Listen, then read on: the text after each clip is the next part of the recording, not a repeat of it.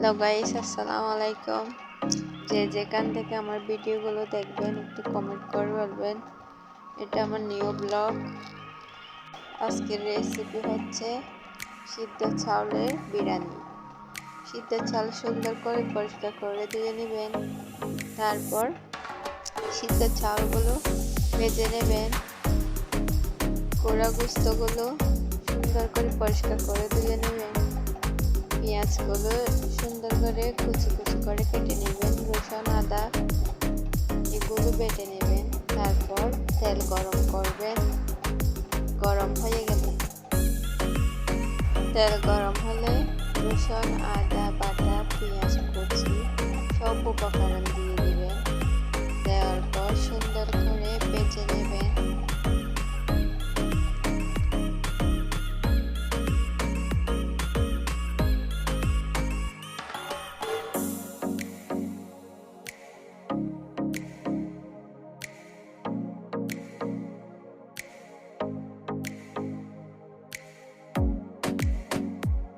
বেজে নেওয়ার পর একটু করে পানি দিবেন।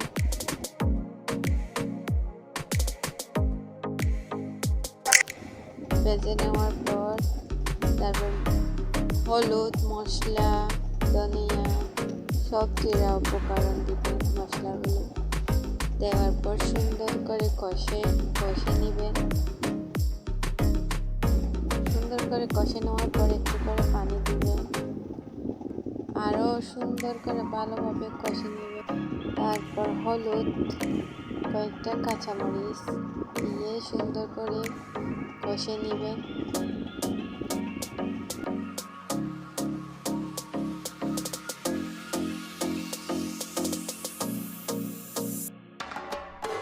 ভালোভাবে কষিয়ে তারপর ঢাকনা দিয়ে দিবেন। 2 মিনিট কষিয়ে আবার নেড়ে ছেড়ে দিবেন।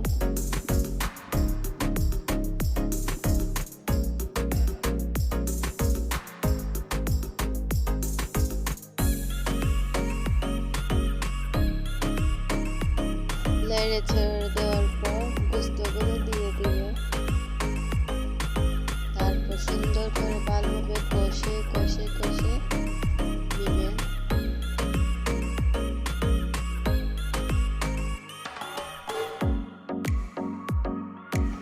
ভালোভাবে কষানো হয়ে গেলে একটু করে মরিচ দিয়ে দিবেন, লাল মরিচের গুঁড়ো দিয়ে ভালোভাবে কষাই দিবেন। আবার কষানো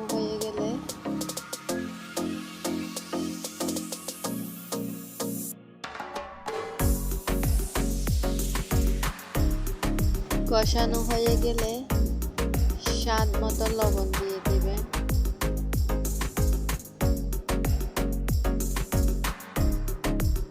আবার সুন্দর করে নেড়ে ছেড়ে দিয়ে ঢাকনা দিয়ে দিবেন।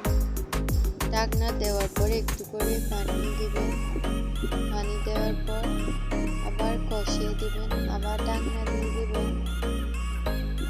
5-6 মিনিট এভাবে কষাতে থাকবেন। থাকার পর ভেজে নেওয়া সিদ্ধ চালগুলো ঢেলে দেবেন। ঢেলে দিয়ে সুন্দর করে নেড়ে ছেড়ে দিবেন।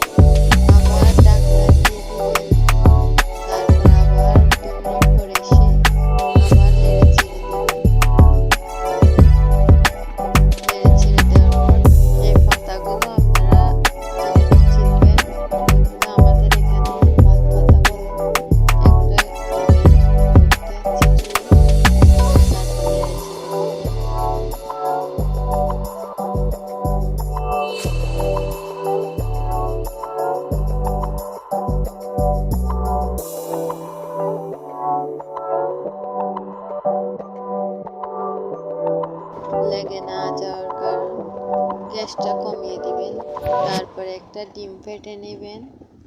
ডিমটা ফেটে